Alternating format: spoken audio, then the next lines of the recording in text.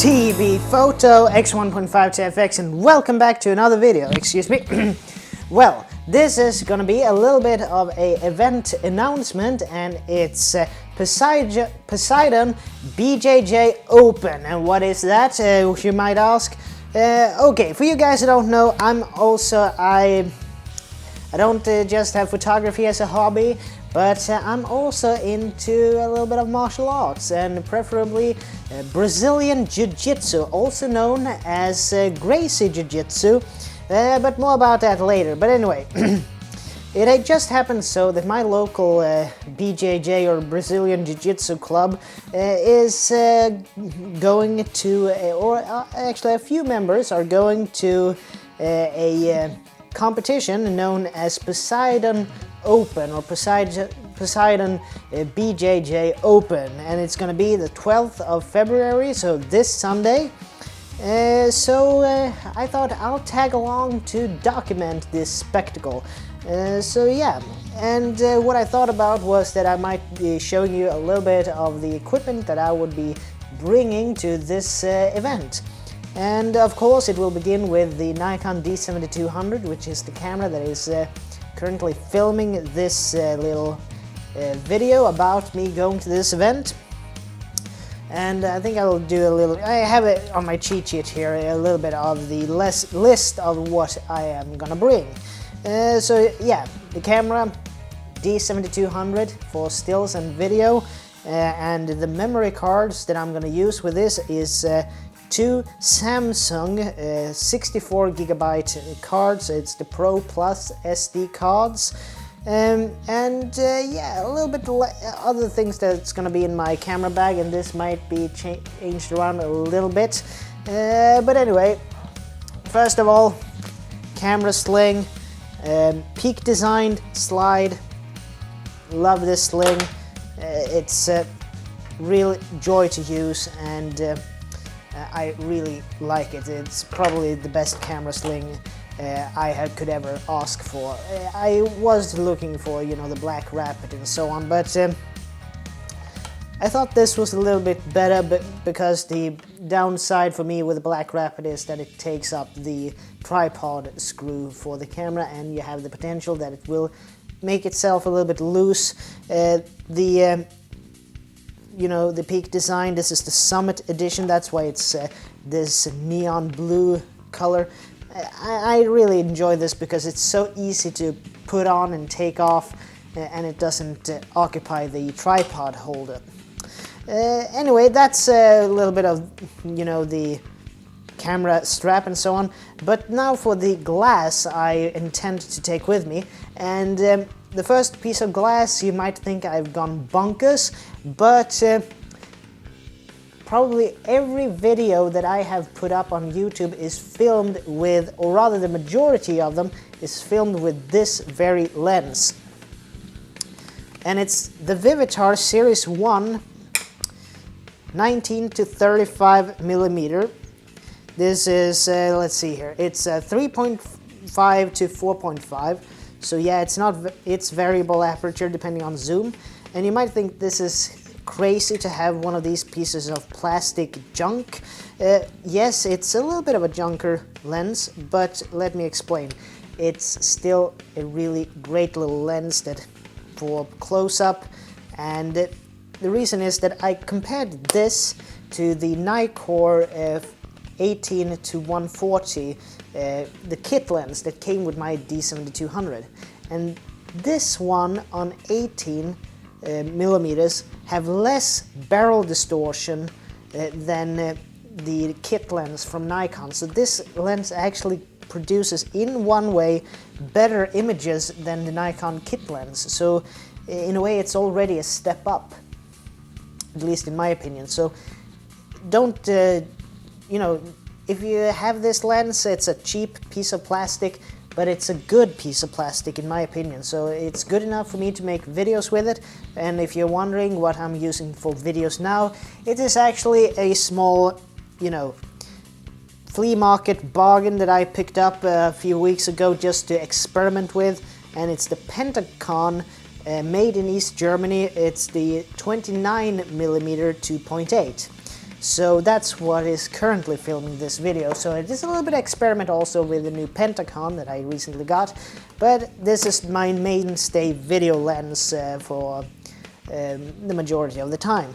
But now we have the wide, you know, to normal. You have to keep in mind that this was made for 35mm, so 35mm film, excuse me. So there is a little bit of that discrepancy that you have to multiply by 1.5 to get the crop factor.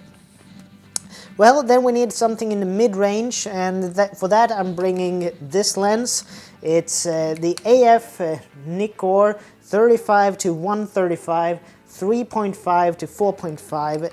Yeah, this is an old, really nice Nikon autofocus lens. I had this and the 35 to 105 version, so I had two in almost the same focus lengths.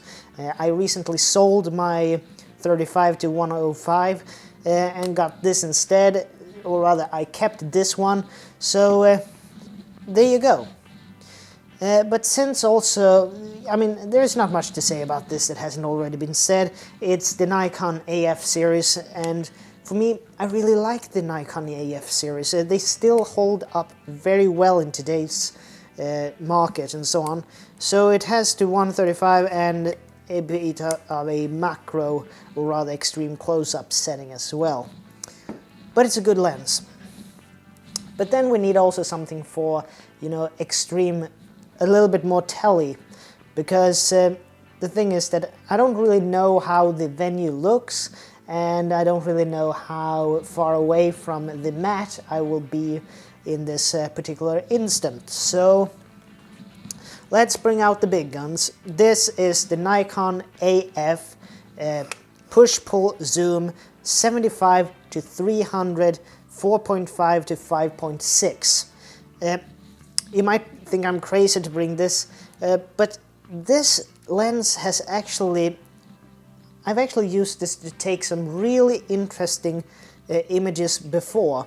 I mean, when I was at a motor show and the stunt motorcycle team SuperRetards were performing and some drift teams were performing, this is the lens that I used to capture the drift cars and the motorcycles and everything like that.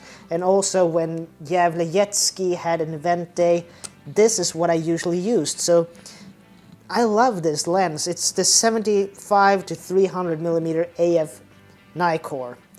And I'm also gonna maybe have the little glare shield on it as well. But it's a beautiful lens. So for you guys who want a budget-friendly telefocus or telezoom, really recommend it. So this is basically my Triforce, or whatever you want to call it, that I'm gonna bring with me. So yeah, the Vivitar, what is it now, 19 to 35, the AF Nikkor 35 to 135, and the AF Nikkor 75 to 300. So that's basically what I'm gonna bring.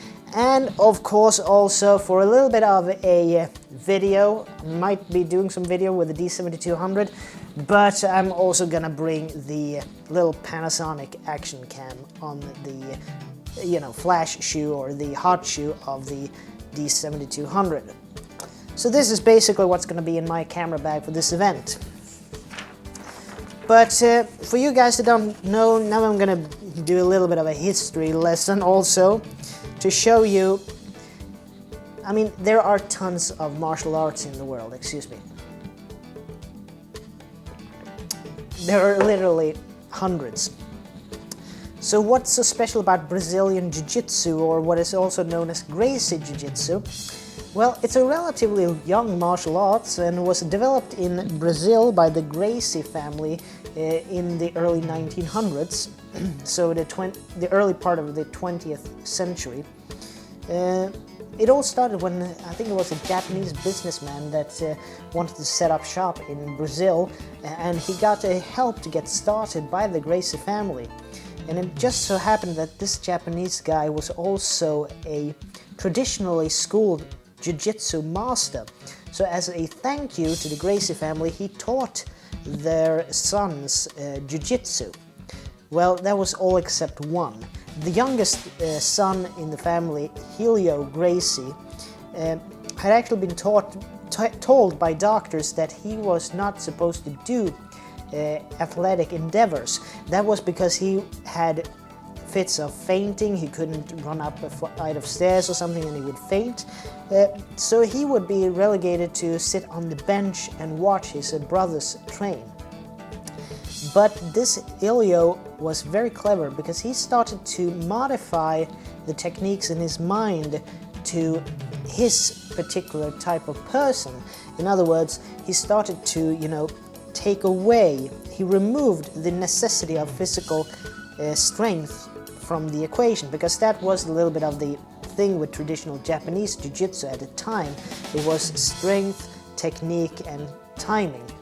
And Helio basically eradicated strength, the need for strength, so it became more technique and timing and so on.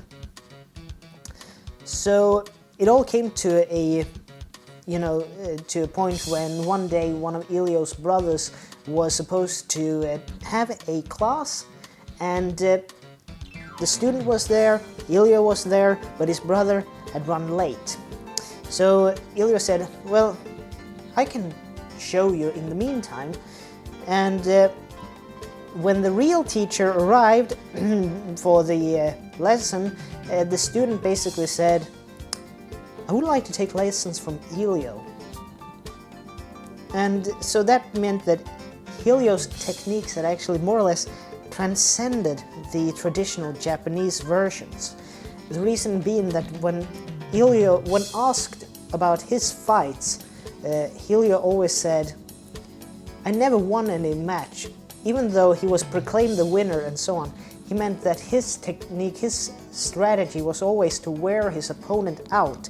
That by him using his smaller size, his techniques, and his timing, he was able to wear his opponent down. So the opponent would expel as much energy as possible, and when the opponent was down on energy, Helio would move in with his submissions. And that was basically how it started. But then in the late 70s, early 80s, one of Helio's sons, law student Horion Gracie, moved to California to share Brazilian or Gracie Jiu-Jitsu with the world. And it all came to a brilliant climax in 1993 in Denver, Colorado, where a little-known pay-per-view spectacle called the Ultimate Fighting Championship, what is today known as the UFC, went off. And, that was the bedrock, the absolute, genesis for today's mixed martial arts, or MMA. The first UFC of 1993 was put on by the Gracie family to show which martial art of traditional martial arts style really was useful and actually had merit in a...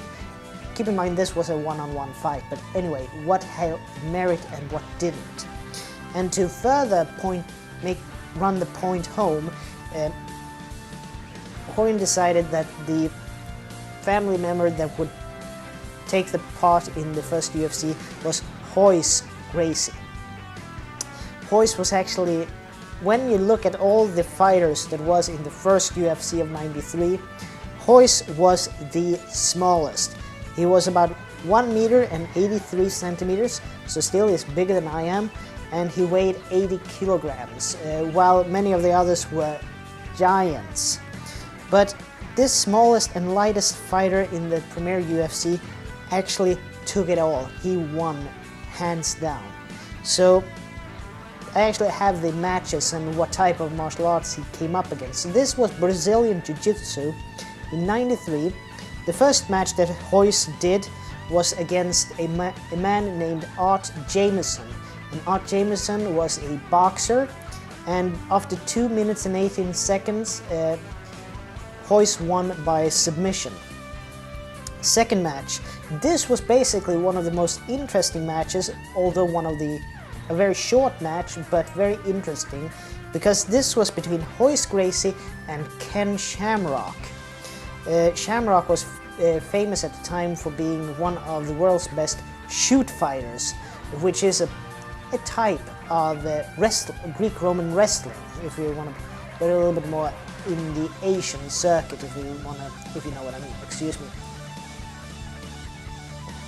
So that was one of the most interesting fights, and also one of the few where the competitors actually did a very nice, mutual respect when the fight was over. That's it. Thank you for what. Yeah, they thanked each other. It was a very nice fight in that aspect. Very much a proof of sportsmanship. But then the final match was between Royce Gracie and Gerard Jardot, a savate fighter. And savate, that is a form of French kickboxing known to be at home in Marseille. I think it was the French Navy that started to come up with the system of savate and savateurs. And that match lasted for 1 minute and 40 seconds, and Royce won by submission. The thing was, in the UFC, when it came out, no one knew what submissions were, actually. The only two fighters in the first UFC that had any wrestling background and was familiar with ground fighting, it was basically Ken Shamrock and Royce Gracie.